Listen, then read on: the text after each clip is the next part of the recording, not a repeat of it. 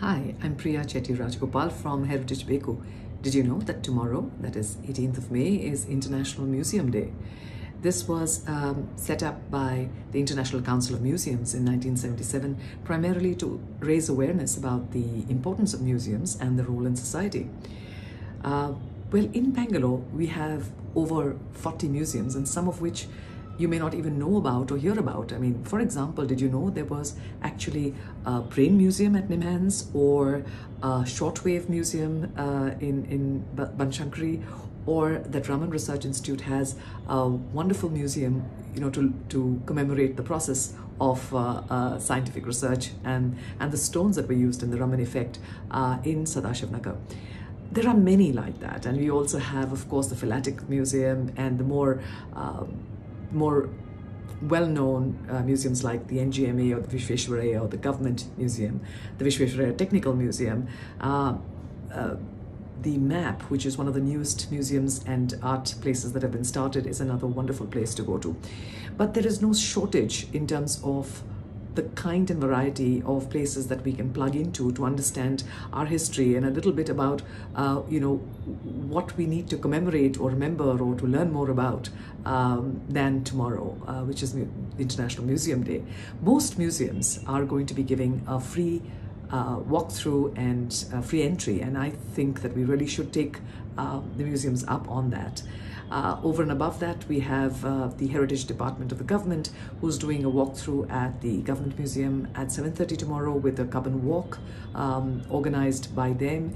Heritage Beku is also going to be doing a lot of virtual stuff in trying to encourage young children to go and visit the nearest museum, whether it's the planetarium or the National Military Memorial or art gallery. I think there are infinite examples of what we really can do, and I think the ability to understand our own city's history, art, culture, and science is something that we should not pass up.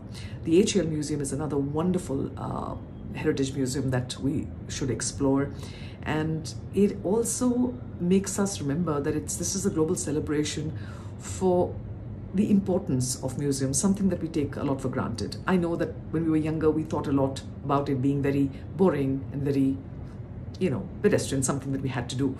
But I think increasingly we understand the kind of fun that is that happens when you learn in a more interactive way. And more museums are doing work around the space as well.